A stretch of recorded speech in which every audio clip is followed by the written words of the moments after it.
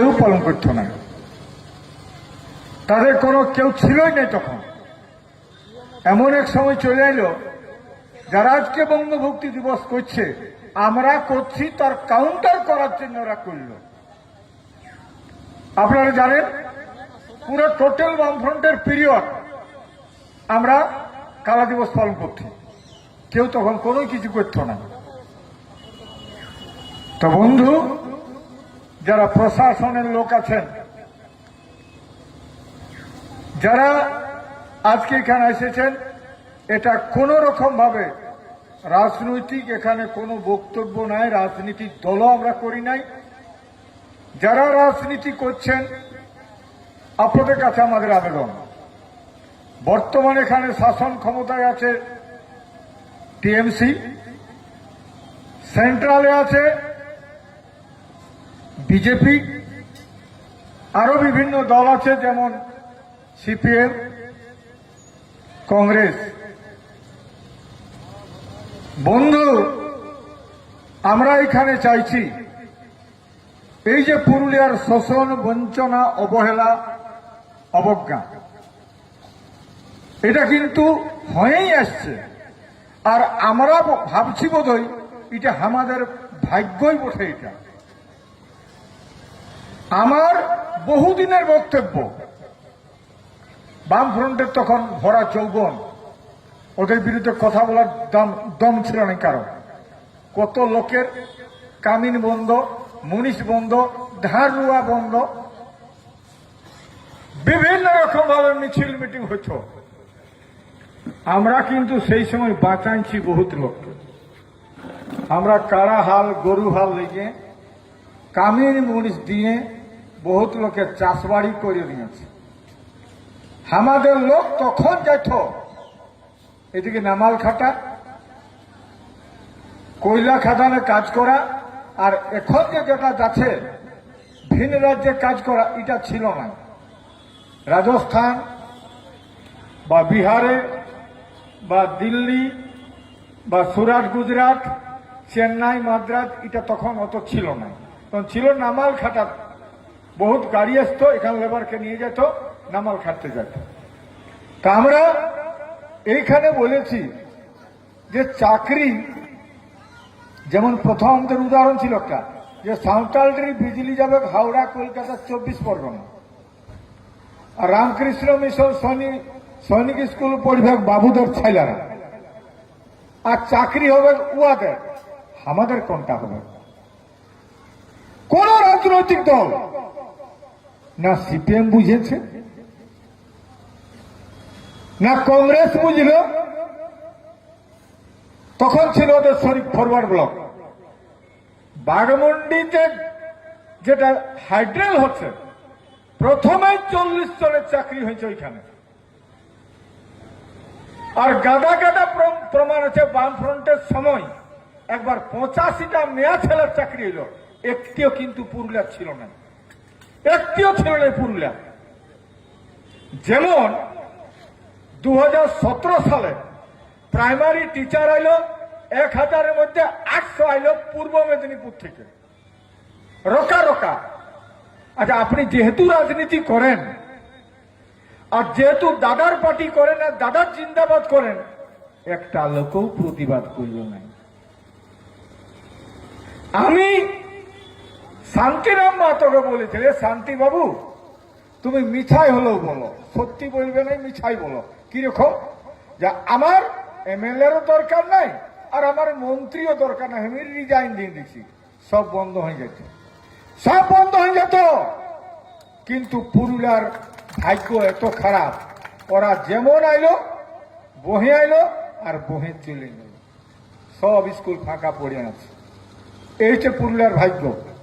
আমি এইটা বলেছিলাম, আমাদের আজকের বর্তমানে যে অবস্থা পুরুলিয়ার, তাতে একটা কমন ভয়েস হবে। কি করে? কমন প্ল্যাটফর্ম চাই। কিন্তু আমি করছি একটা পার্টি, ও করছে একটা পার্টি, আর একটা লোক একটা পার্টি, এতে হয় নাই কমন ভয়েস। তো কমন ভয়েস এই জন্য বলেছি, আমার কোনো প্ল্যাটফর্ম এখন নাই।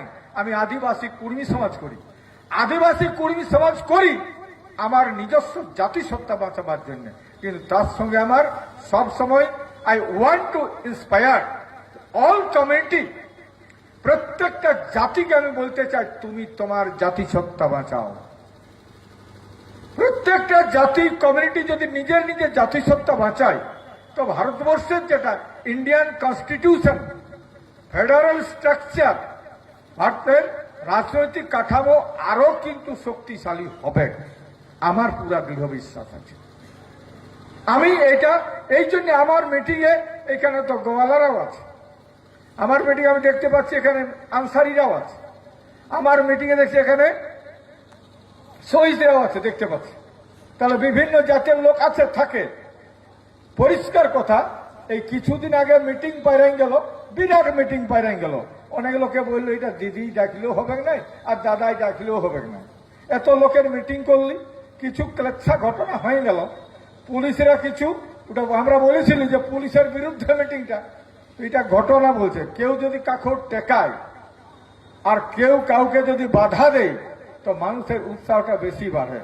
যদি আমরা 20 তারিখের রেল টেকাটা যদি সত্যি পুলিশে বৈঠক করে মরু, তাহলে বোধহয় আমাদের এই সেদিনের মিটিংটা অত লোক হইত না। হইল কেন? যে আমাদেরকে বলল না রেল টেকতে দিয়া হবে না। কথা রেল টেকা, কথা রেল লাইন, আর কথা আগুড় বনছে। আগুড় মানে বুঝছেন না?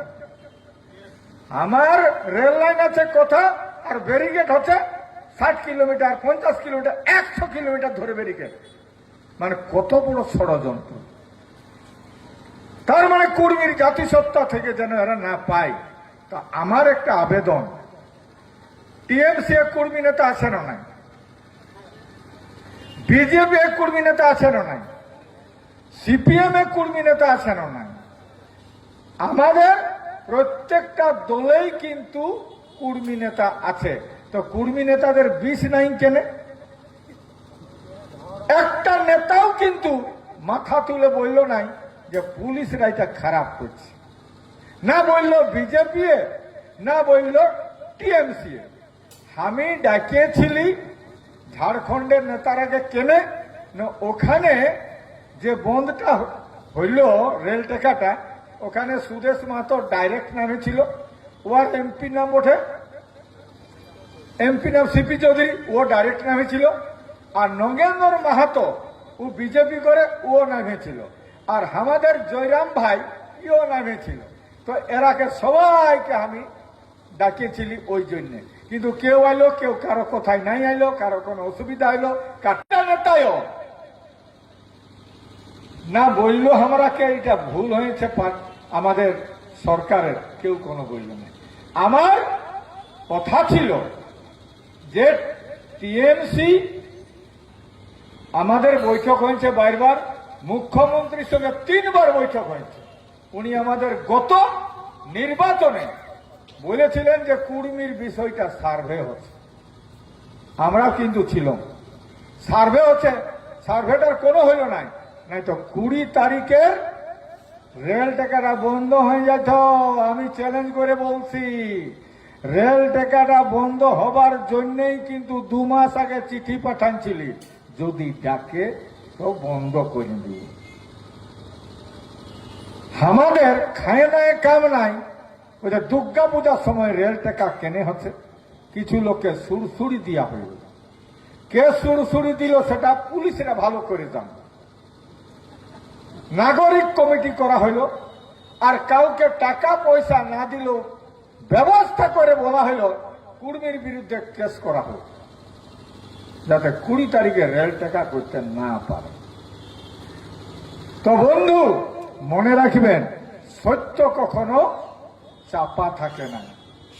কোন পুলিশ প্রশাসন, কোন এসপি যদি ভূমিকা নেই, আর কোন পার্টি যদি ভূমিকা নেই যে কর্মীকে এসটি করতে দেওয়া হবে নাই, এটা চ্যালেঞ্জ করে বলে যাচ্ছি।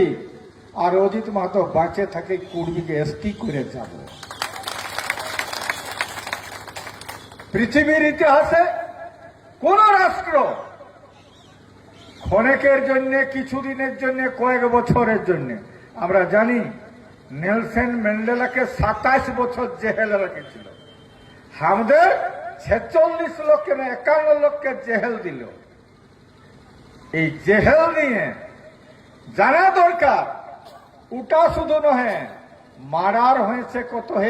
যেদিন দেশ স্বাধীন হইল সেদিন বিনয় বাদল, দিনে সূর্য সেন বা ফাঁসি হয়ে গেল আমাদের ভগৎ সিং থেকে ক্ষুদিরাম। এটাও বড় কথা হয়ে পাঞ্জাবের যেটা জালিয়ানওয়ালাবাগ, ওখানে 700 লোকের গুলি হয়ে গেছিল। দেশটা কি রইল? পরাধীন না স্বাধীন হইল? তো তেমনি বলছি যে পৃথিবীর ইতিহাসে কোন জাতি তার জাতিসত্তা রক্ষা করতে পারবে, এটা তার বার্থ রাইট, এটা তোর বার্থ রাইট। একটা মানুষকে আপনি যদি এইরকম ধমকান, হাতটা বাড়ান, চোখগুলা নোবাই যাবে কেন? ওটা তার বার্থ রাইট, এটা হবে কে? তেমনি আমরাকে কেউ যদি বলে মারব, ধমকাবো, অমুক করব, এটাতে কখনো নাই। সেই জন্য আমি বলেছিলাম protest and self protection. Protest হচ্ছে প্রতিবাদ করার অধিকার আছে, এটা ফান্ডামেন্টাল রাইট। আর প্রোটেকশন হচ্ছে ফান্ডামেন্টাল রাইট, আমি প্রোটেকশন নিতে পারি। তো আজকে যারা করছে, যারা বলছে, এটা সবদিন মনে রাখবেন, যারা ক্ষমতায় থাকে তারা অন্ধ হয়। ক্ষমতায় থাকে যারা, তারা অন্ধ হয়। পাওয়ার মেক্স ব্লাইন্ড, আর অ্যাবসলিউট পাওয়ার করাপ্টস অ্যাবসলিউটলি। আমার কথা লহে, মহাপুরুষরা বলেছে, সেই কথাটা উদ্ধৃতিটা বললাম। অ্যাবসলিউট পাওয়ার করাপ্টস অ্যাবসলিউটলি। তাছাড়া আপনারা জানেন আমাদের আর্টিকেল, ইন্ডিয়ান কনস্টিটিউশন আর্টিকেল 3, তাতে পরিষ্কার লেখা আছে একটা রাজ্য কি কেন বলল? ক্ষমতায় থাকলে মানুষ কিন্তু কাউকে চিনে না। তেমনি আজকে মমতা ব্যানার্জি, যাকে আমরা বলেছি আমরা তো ভোটে দাঁড়াবো নাই, একটি ভোটও দিব না, কিন্তু বলেছি যদি আমাদের সব পরিষ্কার কথা জাতিসত্তার বিষয়টাকে যদি করে আমরা পুনর্বিচার করব, এটা বলেছি। তো আজকে এই যে কালা দিবস আমরা মানছি, কালা দিবস মানার কারণটাই হচ্ছে এইখানের মানুষ উপেক্ষিত। কুর্মী শুধু উপেক্ষিত লহে, এইখানের সাঁওতাল শুধু উপেক্ষিত লহে, এখানে মুন্ডারা লহে, টোটাল ভূমিপুত্ররা এখানে মাইনাস আছে। আমি কথাটা কি বললি, রামকৃষ্ণ মিশন সৈনিক স্কুল পড়ে বাবুদের ছেলেরা। আরে ভাই, আজলে আমি বোধহয় 8-এর দশক বটে, তখন হাল গরু নিয়ে যাইছিলি বাহিতে, বলি সালাইয়ালে কদ গুন্দলি মারুয়া চাষ করলে ভালো হবে। কেন? এত বড় বিল্ডিং করলে আমার ছেলে পড়তেও সুযোগ পাবে নাই, চাকরি তো নাই, তাহলে আমরা কি করবো? ইয়ালা কত গুন্দলি মারুয়া চাষ করবো, যেমন ছিল আমাদের, সেটা তো দুদিনে খাবার হবে। তো আমাদের আজকে রামকৃষ্ণ মিশন আমাদের কোন এমনি ভাবে বিভিন্ন জায়গায় চাকরি হয়েছে, পড়ছে, আমাদের ছেলেরা সুযোগ পায় নাই পড়া। ইঞ্জিনিয়ারিং কলেজ যান, রামকৃষ্ণ মিশন যান, আর সৈনিক স্কুল যান, কোটা লোকে পড়ে। আমার বেটা নাইবা পাইলে আপনার বেটাটাও তো পড়িত, সেটাও চান্স হয় না। আর আমাদের লোককে রাজনীতির মাধ্যমে যে শোষণটা করে, ইয়ার চেয়ে বড় শোষণ নাই। কারণ লয়ালিটি থাকা দরকার, কনফিডেন্স থাকা দরকার, কিন্তু অত্যধিক কনফিডেন্স আপনাকে অন্ধ করে দিবে। লয়ালিটি আপনাকে অন্ধ করে, কারণ দাদাই বলেছে, দাদা তো বিরাট লোক, দাদাই যেটা বলবে সেইটাই সত্য, সিদ্ধ সেইটাই সত্য আমরা ভাবি। তো দাদাদের কথাই আর গেছে মূল্য, কিন্তু মনে রাখবেন অজিত মাহাতো ঘুরে আসবে।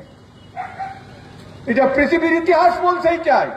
কারণ অন্যায় অত্যাচারের শেষ কথা বলে নাই, অত্যাচারের বদলা কিন্তু কেউ লিবেকেই, সেইটাই থাকবে অজিত মাহাতো, আর সেইটাই থাকবে মানভূমের এই যে কালা দিবস আজকে যেটা পালন করছি, এটা থাকবে কে, এটা হবে কে, এটা হবে কে।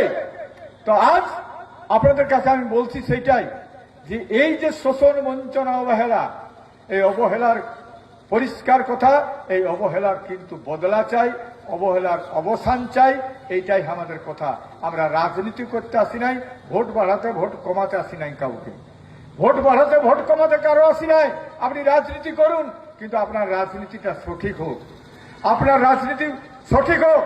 আজকে আমার বলার সেইটাই, আপনি আপনার রাজনীতি, এখানে মাহাতোরা, বারবার বলছি যেহেতু আমি কুর্মী সমাজ করি বলেই বলছি, কোন মাহাতো নেতারা কোন রাজনীতির তার রাজনীতির অঙ্গনে, রাজনীতির পরিসরে কখনো প্ল্যানিং কমিটি কোনো মাহাতোরা নাই।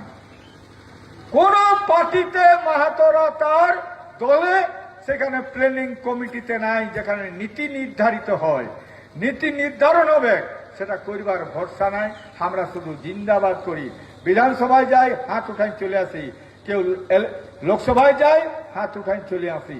অনেকদিন আগে হওয়া দরকার ছিল কুর্মীরা এসটি, কারণ একইটা নোটিফিকেশনে সাঁওতালরা হয়েছে, একই নোটিফিকেশনে মুন্ডারা হয়েছে, একই নোটিফিকেশনে সবাই হয়েছে আদিবাসী।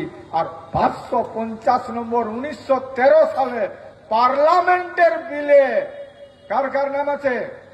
সাঁওতাল, মুন্ডা, ওরাং, হো, খেরিয়া, সবর, ঘাসি, গুড়, কান, কারুয়া, কুর্মী, মাল আর সাউরি। 13টা জাতের মধ্যে সবাই হয়ে গেছে, 12টা জাতে কুর্মীটা বাদ। তাহলে কুর্মী বাদটা হইল কেন?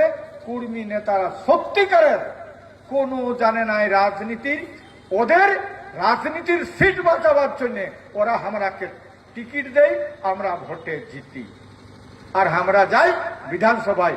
আমরা আমাদের জন্য জিতি নাই, আমাদের জন্য রাজনীতি করি নাই, আমাদের এমএলএ হওয়ার কোনো স্বপ্ন নাই। ওরা স্বপ্ন দেখায় দিদি কিংবা দাদাদের মেজরিটি হবে, আমরা ভোট ব্যাংকে আমরাকে তৈরি করাই, ওরা আমাদের ভোট ব্যাংকে ব্যবহার করা হয় কুর্মীরাকে। আর কুর্মীর সঙ্গে আমাদের সঙ্গে যারা আছে এখানে মূলবাসী, আদিবাসী, তারাও কিন্তু এইভাবেই বঞ্চিত আছে।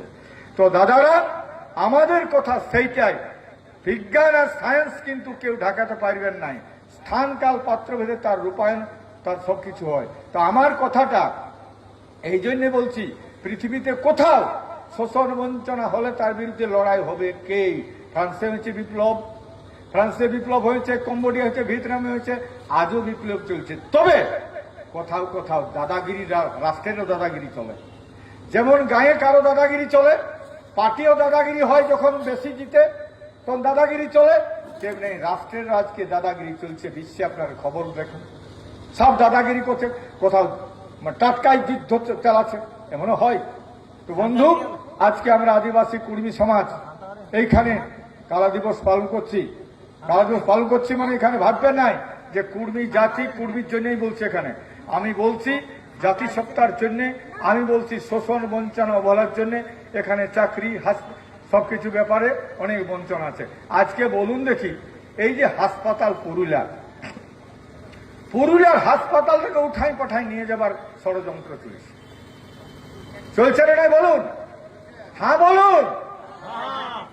হ্যাঁ চলছে কি? যে অজিত মাহাতোর এই বাপের মায়ের ট্রিটমেন্ট হবে না, আমার বোন আর আমার বহুরে এবার সবাই হবে, কিন্তু এটা কেনে হাতটা আবার আপনাদের আওয়াজটা আসতে হইলো কেনে? প্রশাসন কোনটা বলছে সেটা দেখবার আছে। পরিষ্কার কথা বলছে অজিত মাত্র, এটাই লড়াই কিন্তু শুরু করবে, লড়াই শুরু করবে। এইখানে হাসপাতাল পরিকাঠামো বদল করে উন্নতি, চিকিৎসার উন্নয়নের ঘটাতে হবে। আমরা সেইটারই লড়াই চালাবো। হাসপাতাল থাকবে, থাকবে না হাসপাতাল? সবাই হাত ধরে নেবার। পেছনের গুলায় বোধ হয় চিকিৎসার দরকার হবে নাই, ওরা যেহেতু চাকরি করে, পুলিশের চাকরি করে। তো বন্ধু সব, সবার বলে ট্রিটমেন্ট, সবার মায়ের ট্রিটমেন্ট, সবার ভাইয়ের ট্রিটমেন্ট দরকার আছে।